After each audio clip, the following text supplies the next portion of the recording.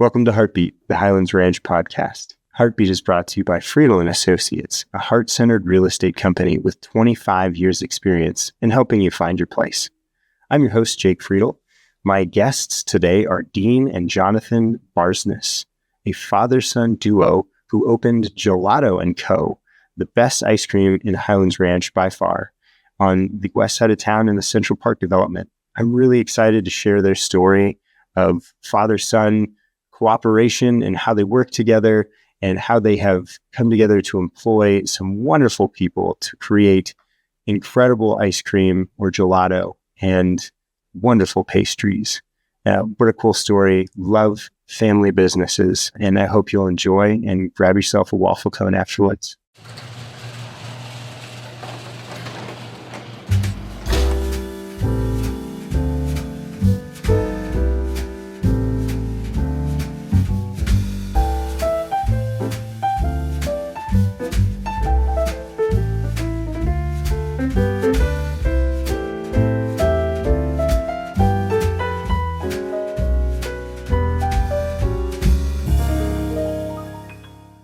Welcome. Today I've got Dean and Jonathan Barsness. Thank you guys so much for being here today. This is a father-son team that opened up Gelato Co in the, is it the Central Park development? Exactly. Mm-hmm. Welcome. Thanks so much for being here today, guys. Thank you. Yeah, thanks for having us. Oh, my pleasure. Mm-hmm. Well, you got father-son. My dad and I also work together. I'm familiar with the dynamic. Tell me about what it's like to work together as a family. Yeah, you take that. Well, thank you, Jake, for having us. I think a father and son duo nowadays, to me, I look at it as there's lots of things that he brings to the table that I can't because we're in different generations. We're brought up differently, especially internet, electronics, all that stuff. And perhaps I bring to the table some sort of old school business wisdom throughout 35 years or however long I've been in business. So I think it's a matter of each generation respecting what the other one brings. And, and I certainly respect what Jonathan brings in terms of, the view of the world and the view of the business world in this generation is different than ours. And neither of them are right or wrong. They're just different. And so bring them together and respect each other's point of view and opinions and marry them, I think can be a powerful thing. Well, yeah. All the millennials and the boomers, we all eat gelatos. There you go. Absolutely. And I think it helps too that it was sort of a new idea that we had, a new thing that we decided to come together and open the store. As opposed to maybe an existing family business that I would have just been like raised and try and like, hey, Jonathan, this is what you're going to do. This is the family business. Like it was both of us deciding to start this new thing together, and helps that Dean has always been my role model, and just doing something in business together was just easy and natural for us. And along the way, like it's been easy, smooth, like conflict resolution is very quick and easy. It's a little bit of a different dynamic that whenever you're sitting down for dinner with a family, business is going to come up. It is family talk is business talk. Exactly. But it's, I feel lucky that it's a very happy business in general. People are happy to be there. People are happy to work there, and we're happy to try and make it happen. So most of those conversations are fun and jovial conversations, even if they are business. And I always say that I have a particular way of doing business, and always have had what I feel is the right way to do business, the right way to treat people, treating vendors, employees, customers. So, I wanted Jonathan to learn that way, of which I feel is the right way. So it was important to me to try and mentor him to what I believe strongly in. So that was kind of another impetus of us working together. Awesome. Awesome. Tell me about, you were telling me a little bit about making the decision to work together. Tell me, like, you started in insurance, you moved here from Chicago. How did it all come together that you decided gelato? Yeah, the deciding just kind of felt like natural. Like for a long time, we want to do something, but didn't know for sure what it was going to be and what the timing was going to be. But once my parents, Dean and Sue, once they moved to Denver in 2017, I was still living in Wisconsin. I had gone to undergrad there and was still living there. I came and visited them a few times and decided I also want to move out here. Then we started to get serious about the conversation, just like what we wanted it to be, really, is what it came down to. And the decision for Gelato Co. was kind of multifaceted. My mom's family is Italian, and we identify pretty strongly with that. My mom's dad was born and raised in Tuscany. So we would go back and spend summers there, essentially, with me growing up. And when you're there, it's the small town, it's the cafes. Gelato's everywhere. Exactly. Absolutely. And everyone you talk to says, yeah, when we were in Italy, you'd have it once, maybe twice a day. It would be just a routine. And the little cafes where you can just go and get a coffee and pastry and hang out, and the gelato, we realized that's something that we missed whenever we would come back. You know, whenever you come back from a extended Europe trip, it's like you're looking forward to being able to read stuff and street signs and know how to get around. You're looking forward to a cheeseburger. You're just craving that sort of thing. But one of the things we would miss is like the gelato and that cafe experience.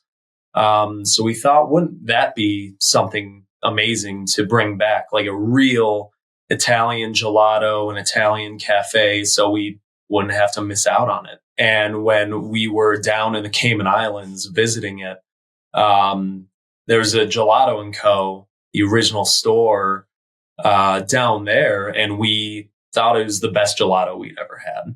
And it was that cafe setting with a nice espresso machine, pastries, and all that. And those folks in Cayman Islands, they're from Italy? Is that true? Yes. Okay. Yeah, they're from Bologna. So it was just everything that we thought we were kind of looking for. So we had approached them to see if we could bring that concept to Denver, and they signed off on it. So then we knew we wanted to do something together, and we kind of found the concept that we wanted to do together and went ahead and made it happen. And it was, we kind of signed off on the paperwork like a month before COVID hit. So that was really interesting. Wow. Yeah, that was fun timing. That was a lot of hurdles to have to get through, because we were also bringing in a lot of stuff from Italy, all of the equipment and kitchen stuff. We were shipping in. It came eventually in a big shipping container from Italy, and COVID hit Italy especially hard. It was completely shut down. So for a long time, we were in a lurch. We didn't know. You didn't have your stuff. Yeah, we didn't have our stuff. We didn't know if we were going to get it. Ports were shut down and everything. But eventually got in just a little bit later than we thought. And finally got up and running in October 2020. Which was still right in the middle, obviously in the middle of COVID. In that December and January, if you remember, they closed down restaurants to in-house dining. Mm-hmm.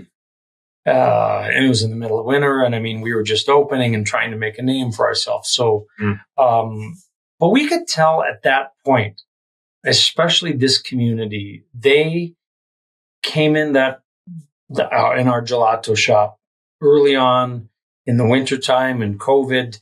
Didn't matter if they had to bring it home or some of them sat in their car. Remember, there were cars lined up in the middle of winter. And I think at that point, it was simply that they wanted to support us. Mm-hmm. They wanted us to make it.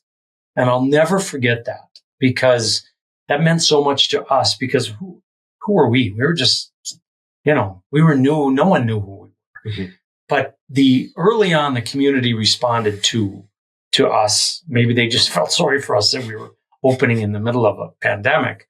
But we were in it for the long haul regardless. We knew the pandemic wasn't going to last forever. We would do what we needed to do to get through it. And we did. And we could feel as the pandemic eased that people just started coming in droves. And every day it just business went up and up, and people discovered what authentic gelato is. Mm-hmm. And some people thought they knew what it was, but they didn't.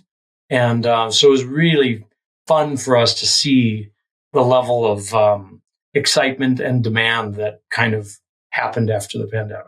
That's awesome. That's so cool to hear about the community that we live in, that we really came out to support you. Yeah, never forget it. I tell you, because my wife and I honeymooned in Italy. And our honeymoon was September, October of 2019. Mm-hmm. So right before the pandemic hit Italy, right before it hit us. Mm-hmm. And we ate gelato like most days. We went on, it was a really long honeymoon. I think we originally planned for like a 25-day honeymoon. And we realized like we can't eat gelato every day for 25 days. Why not? Yes, you can. We will just come back overweight and bloated. Yeah. And I guess you would do a lot of walking. Exactly. That's what you can always tell yourself. You walk it off there. Yeah. But we came home. We moved to. I literally had this conversation with my wife when we moved here. We moved here in 2018. Mm-hmm. That there was just not good ice cream, in my opinion, in anywhere near us. And then you guys showed up, and I was so excited. Been excited to go ever since. Mm-hmm. Gelato. While we're there, tell me. So educate us. What is the difference between ice cream, gelato, and custard, for that matter? If you can tell me. Ooh. The biggest thing is in the preparation. There is some ingredient difference there. Like gelato does use heavy cream along with some milk. When it's made at a warmer temperature. Ice cream gets kind of flash frozen, gets a lot of the ice crystals still in there. The water content freezes up, so gets a little icier, maybe a little bit of a grainier consistency. And when gelato is made, it's made at a warmer temperature and like constantly spun while it's cooled. So it ends up being a creamier, almost like elasticy consistency when you're scooping through it and whatnot. Like it doesn't just like come out in one scoop. It kind of like, comes with the scoop sort of thing. And then it's stored also at a warmer temperature as well. So the lack of that water content, I think, brings out a lot more flavor. I think that's the one thing that people don't really expect. Like they might expect just by looking at it that's going to be a little softer and creamier than ice cream, but they don't expect like the holy cow flavor of whatever it is they're tasting. Like we use all, real fruit, real just whatever we put into the gelato, it's the real deal. And it always surprises even me of like trying something, being like trying our carrot cake flavor, being like, holy cow, that it tastes like I'm eating carrot cake. How do our chefs do that? Mm-hmm. Like every time. So I think that's what really sets it apart. Yeah, and the flavors tend to pop. Mm-hmm. Right. Ice cream, just because of the nature of it tends to be a little more industrial. They produce high volumes of it. And again, it's frozen. Mm-hmm. So sometimes the flavors tend to be frozen as well. And so the nature of gelato, small batches, fresh, served at a higher temperature, and a lot more flavorful than the traditional ice cream. And gelato in the U.S. is just sort of at its infant stages. Obviously it was born and raised in Europe. And but here in the U.S., there hasn't been a lot of players. You see it a little bit more in the East Coast in the New York area, mm-hmm. where it's been there a while. But as you come in this way, it's just beginning. So there's still lots of Americans who either don't know exactly what it is or haven't really experienced it. And then there's, again, some differences between, well, I guess like anything else, the high quality stuff that's done right and the stuff that isn't. And so we love seeing our customers respond and react to our products. Not only seeing them because we're a very visual, the dessert business is very visual, but then when they taste it, where it doesn't start with sugar, it starts with flavor, and and you can just see it in their eyes. So that's a lot of fun to watch. Yeah, I call them eyebrow raisers. On like if someone's trying to sample something, they give you like always a good sign. Yeah, and it's like they say we have a flavor called brownie batter, and they taste them. Oh my gosh, they taste just like a brownie.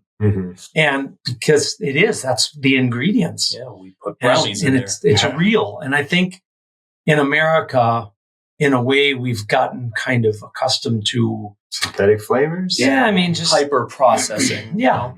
And in the old school way it used to be done in America and in Europe is small batches and real fresh ingredients.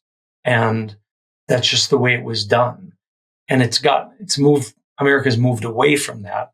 So our bet is that there's a market that wants the fresh, small batches, real ingredients, that may cost a bit more because that's expensive to do. But our bet is that there's a section of our population that wants that and is willing to pay a little bit more for it. This household is definitely on board with that. It's like I'd really rather eat less of a good thing. Yeah. Because really, if you think about if you're paying a little more for something high quality, you just don't need as much. And we as a society, we just like overeat like crazy. And I'm kind of playing this game with my health right now, going like, well, how much do I really need to eat?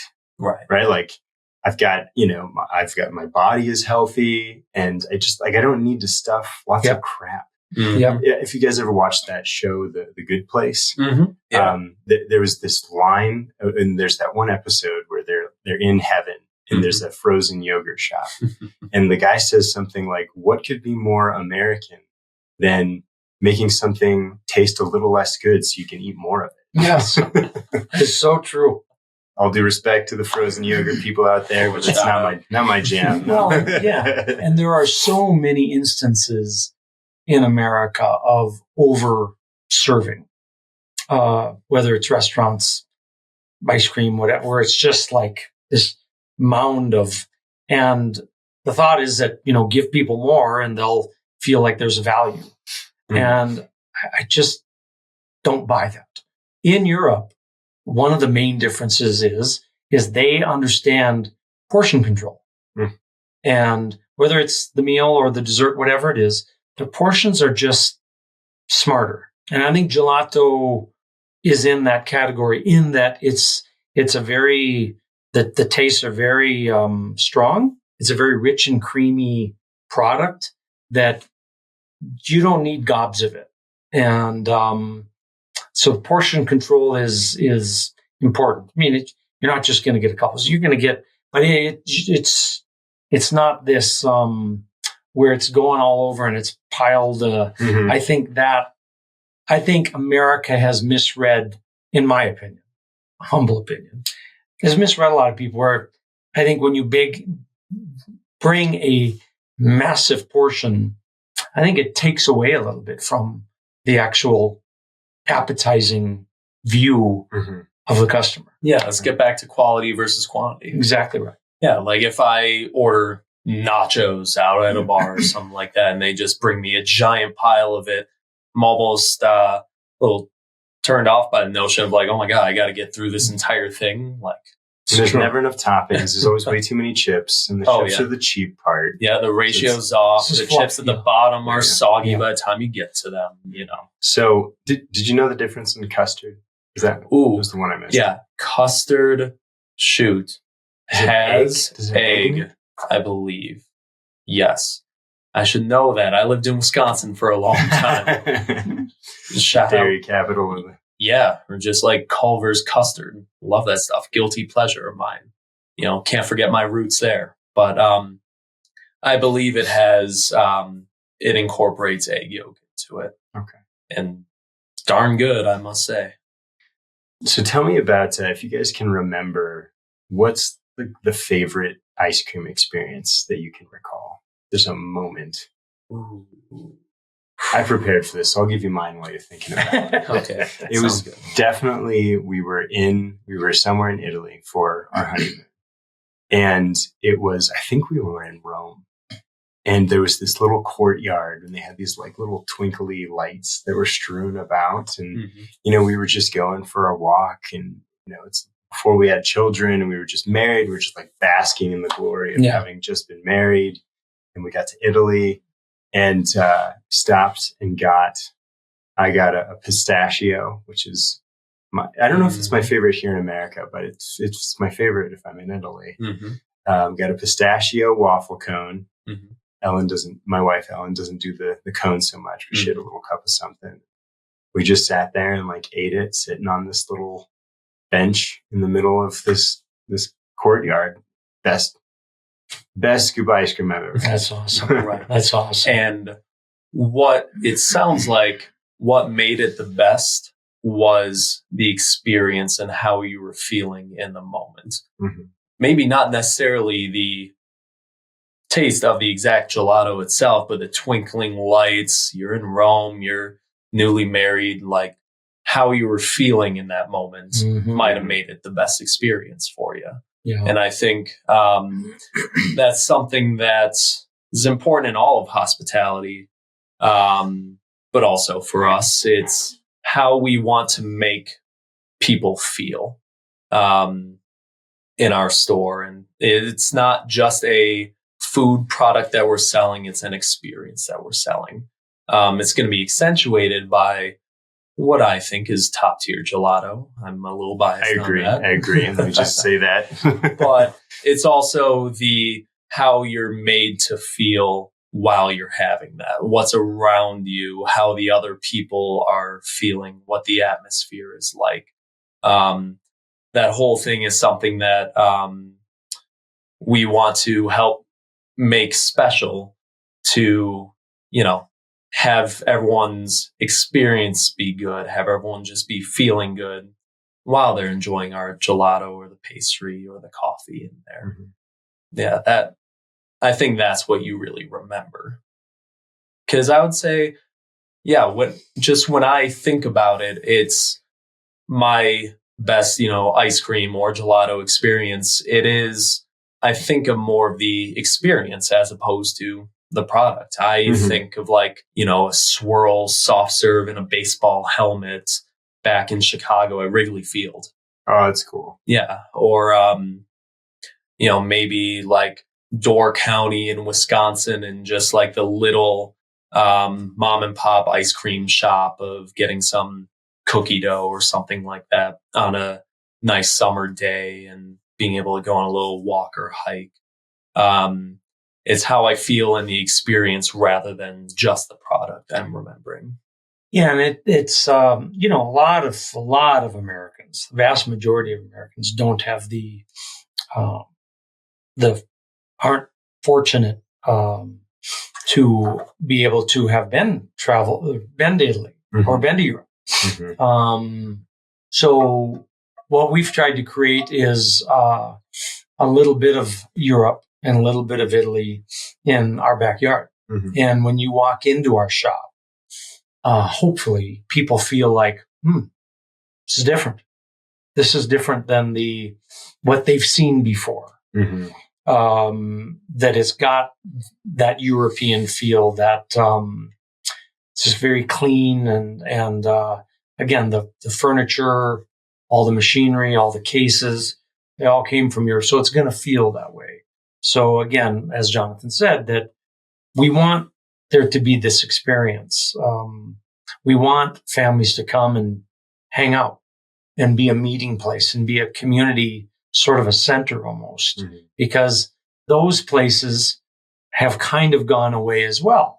with the quick grab and go, and everyone's on the move, and Starbucks, drive through, whatever it is. So we're a little old school that way, where we want people to come and stay. And we've noticed that at our Highlands Ranch store, is that, it's very family oriented, very, very child oriented, and it's inviting. It's inviting to stay. And you're never going to see us shooing people out and kind of moving them through. Yeah.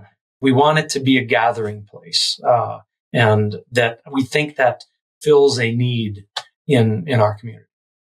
I definitely agree. I was talking to you a little bit when Dean got here, is about just a desire to create community here in Highlands Ranch, because it's just so easy to pull through your garage and go into your private backyard and kind of be a little family unit and forget that there's other people out there. Mm-hmm. And I love that. And the atmosphere of Gelato Co is absolutely gorgeous. Like, whoever you had design the place did a phenomenal job. It's just, you walk in and it's beautiful. Thank you. And the cappuccino machines, and two things I miss about Italy, the cappuccino and the gelato. Nice to be able to go 10 minutes from our home to get some. Absolutely. That's the idea. Tell me about the incorporation of the pastries and everything and all the other creative stuff you do, because they're beautiful. Thank you. Yeah, that is really all thanks to our head chef, Mariana Ramirez. We got really lucky that, like I said, when we were opening, it was the middle of COVID. So it was a bit of a crapshoot of trying to find whoever we could find to help open our store. Before we started hiring, we were a bit nervous as to the seasonality of Colorado, as opposed to like the original store down in the Cayman Islands and, those tropical areas. They don't have winter like we do here. Mm-hmm. So kind of from the get-go, we wanted to make sure that there was more than just gelato to bring people into the store. We wanted to kind of warm up the space. We really wanted that gas fireplace in there. So then when it's the middle of January, you can sit around the table, have a nice warm fireplace, sit around.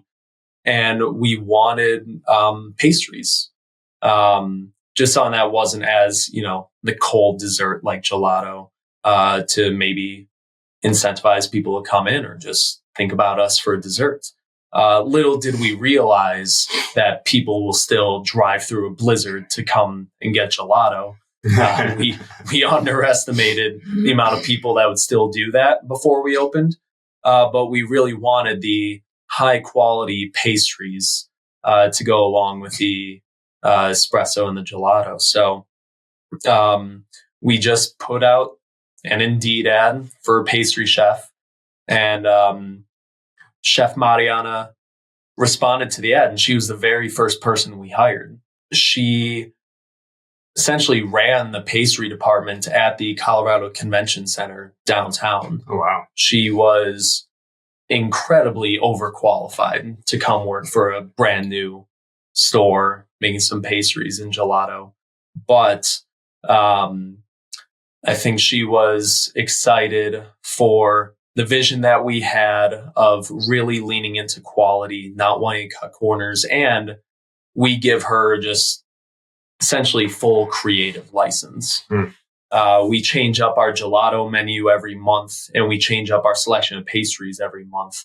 And we just told her, you're the chef, you're the expert, you make what you want. So comes up with a menu of a selection of pastries. We change up about 12 different gelato flavors, and we're very hands-off in that regard. We want to bring in someone good and let them do what they do.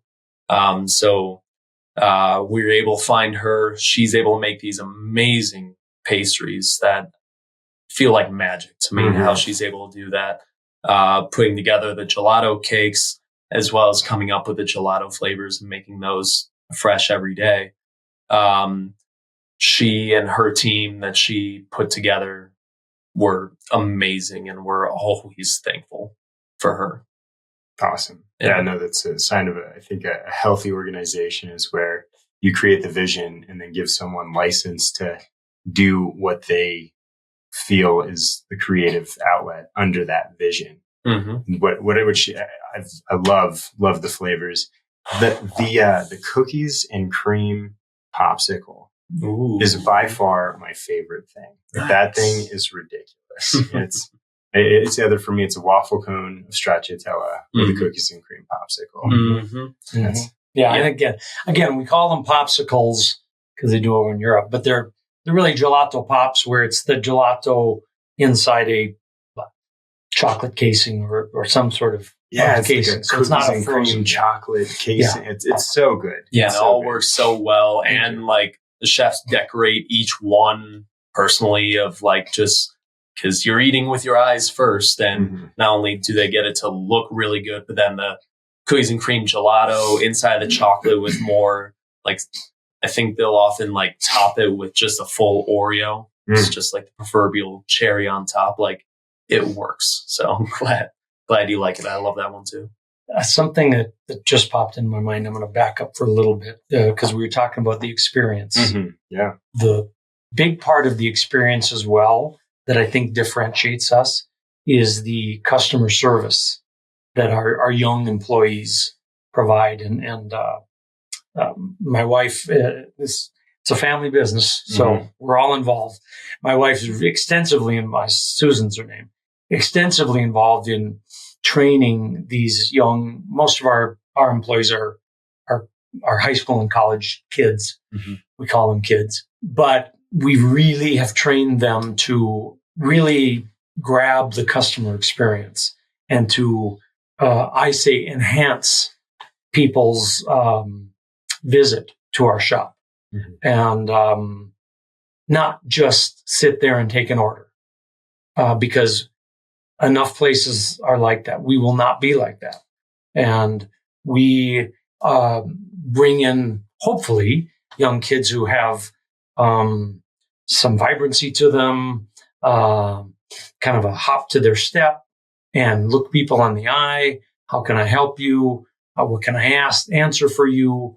That's a big, big deal for us because, I think as we said, it enhances the experience. It's all about the experience that this, however long you're going to spend with us is. Mm-hmm. But it's a bit of a lost art to me in terms of, there's lots of places where you just walk in and, they're just there and they're just kind of a warm body who's playing out some sort of a function. They're more interested in socializing than they are in help. Yeah. Correct. Customer service is a lost art. Yep. I agree with that. So we're trying to, and for these kids and these kids' parents, our mantra to them is, we're going to teach you customer service.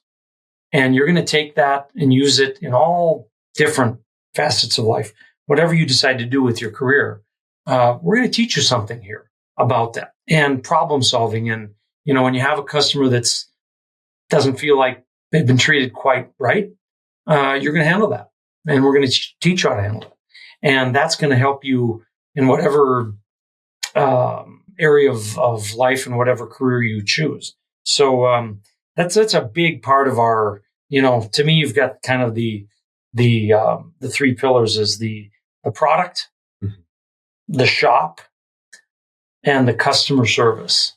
And if all of those three things are super, super high end and do not jeopardize those ever, it'll put you on the top end of any business in America, in my opinion. Mm. I agree. Mm-hmm. I agree. And my wife and I always remark on the politeness and just like customer service that we receive from, what usually feels like a high school student mm-hmm. in gelato. Like, oh, they were great. Very nice. Yeah, it's not an easy thing to maintain. Nothing very high level is easy to maintain. It isn't. No.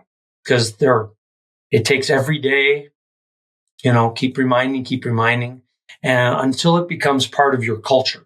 Mm-hmm. And I'm a big culture guy. And I think that culture of excellence, you'll feel it right when you walk through the door. Mm-hmm. You'll see it. You just will. Mm-hmm. But it's hard. It's hard and it's expensive. That's what I've always said about doing an authentic Italian anything. Is it's hard and it's expensive. That's it. That's why most people don't do it. Mm-hmm. They don't want to put in the effort, or they just they don't have the wherewithal to fund it, because there's some funding involved as well. So, but again, that the reward to that is to be so proud of what we're doing and to see people respond to it. That's to me, that's a reward. That's awesome. Mm-hmm. That's great. Mm-hmm. Speaking of culture and things like that, I wanted to get in. We were talking a little bit before the show about, so Dean lives in Roxborough. Jonathan lives in downtown Littleton. And then they serve us here in Highlands Ranch. And, we were talking a little bit about what we're hoping to see for Highlands Ranch coming through. And you guys had some really wonderful thoughts, and I will admit, I mentioned on another episode this idea. I thought that you had to have a previous location in order to open a business at a leasing space in Highlands Ranch. And the guys told me that does not seem to be true. So I'll fact check on that episode, fact check myself there that maybe that's not true. Sounds like it's not. But what are some things you guys see and would, root for Highlands Ranch as a community and how we develop our business and our community coming in the future? Mm-hmm. To me, Highlands Ranch has been very good.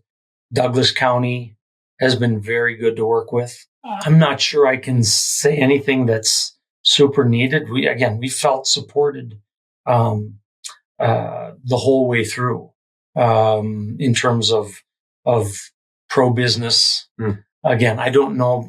We only had one location coming in. So Shea Properties, our landlord over there in Central Park, was extremely supportive, especially those early months during COVID. Mm-hmm. So I can't say enough about the support that we received. Again, especially that first year. That was first year of any food establishment in the best of times is difficult at best. But to go through sort of what we did. But again, you kind of find out who your supporters are and who your friends are when you go through some tough times. And we did. And we saw the support. And it was, we'll never forget it. Yeah. And I'd say those folks in the chamber were like there to support as opposed to like reprimand in case there was anything that needed to be improved upon or changed or anything like that. Like they want the local businesses to survive and thrive. And at the same time, you could tell that they were permeating this idea of wanting what's good for the community and trying to look forward as to what the community may want, what the folks may want. And so I'm confident in the ability to look forward and maybe bring in some more of those businesses that the community seems to want, which a lot of feedback we've gotten is people excited for maybe some higher end options as far as dining or things to do. Highlands Ranch doesn't need to have that idea of the moniker of like a suburb where it feels like you have to drive a long way to get to a nicer restaurant or a nicer thing to do. Like there's the opportunity in so many folks here to bring it to Highlands Ranch. Maybe some of those higher end restaurant groups can, in their mind, take a risk with opening more down here. I mean, I know it's still, in the general sense of things, a younger community. It's just 10, 20 years ago, there wasn't a whole ton out here. Yeah, right. But now that it's been established, I can very much see whether it's local restaurant group or individuals want to be entrepreneurial and opening something new. I think it's a ripe area for new restaurants, trendier locations, or things to do. I think the folks around here seem to be ready for it. At least that's the feedback that we've gotten from a lot of people. They're just very happy that we're here offering a locally owned option that's, higher end and showing good quality.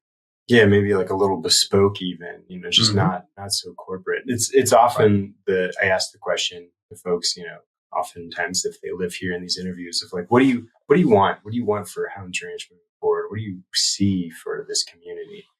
Or what's missing? It's usually like restaurants, nice places to have the experience like that. And, I think there's 38 something thousand households in Highlands Ranch, 120,000 people or something like that. There's a lot of people here to get out and feed these restaurants. We're feeding us.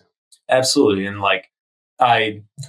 we love our neighbors there at Central Park, and we're there all the time at the neighboring restaurants and all that. But I just do think there are enough people, enough households to support more options out there, So you've got a second location that just opened in Castle Rock. Tell me real quick about the vision, what you guys want to do, what's moving forward. Well, when we hatched this idea again back 4 years ago, we never envisioned just one location. We saw, at least in our eyes, the need for several locations, if in fact the demand was there. But again, we didn't know. Again, into the second year and as we got into the third year of Highlands Ranch, it was evident, very clear that the demand was there. And we had lots of people from Castle Rock coming up to Highlands Ranch every day. There'd be 3 or 4 or 5 families coming up and just came up for us. And so we said, wow, there's, maybe there's a need down in Castle Rock. So we spent quite a while looking for a location down there, and finally found a really nice location near the outlet malls, kind of on the north and the south end of, not in the outlet malls, but on the south end of the outlet mall area. And super, super excited about that. Just opened 3 weeks ago. We have our grand opening event June 1st, Saturday. So we've got lots of stuff going on that day. We're going to have live music and things for the kids and some nice discounts. And so that'll kind of be our formal opening of that location. And really excited. Castle Rock's got a lot of the same demographics as and feel as Highlands Ranch does, and there's a real need there. So super excited about that. Yeah, and then kind of looking forward past that, it's that South Denver area that we want to continue to expand into. A lot of areas that are maybe more high income areas. A lot of families that feel like they have to drive a long distance to get something that's maybe not a, big corporate chain, or they want maybe a little bit more local quality. So we're looking to continue to expand, open a few more stores. We looked at areas like potentially Parker, Lone Tree, Ken Carroll, Littleton, the Tech Center, and I think continue to move kind of north from here, from where it all started in Highlands Ranch. Cool. We look forward to seeing more spots. Well, guys, thank you so much for being here today. For our listeners, if you have not checked out Gelato Co, you're missing out. Get yourself down there and get a waffle cone or that cookies and cream popsicle, a pastry. You guys do birthday ice cream cakes, all sorts of good stuff. The quality is fantastic. Make sure you get a cup of cappuccino there. and support a local family business. And thank you guys so much for providing such a beautiful space to hang out and have some gelato, and contributing to the economy and being a model of what a family business should look like. Very cool. Appreciate you guys. Thank Awesome. you. Thank you so much, Jake. Yeah, we appreciate you doing this and gives us a chance to, in a different format, tell our story, because everyone's got an interesting story, and people are always interested in that. What's kind of the backstory? And as we said earlier, we're in the happiness business. Absolutely. And we love seeing people and families and kids, especially kids, frankly, come in there and just light up. And super appreciate you doing this for us, and couldn't be happier. And thanks for doing it. Absolutely. Shout out the Heartbeat Pod. Awesome. Well, thank you so much, guys. We'll see you next time. Thank you. Awesome. Thank you.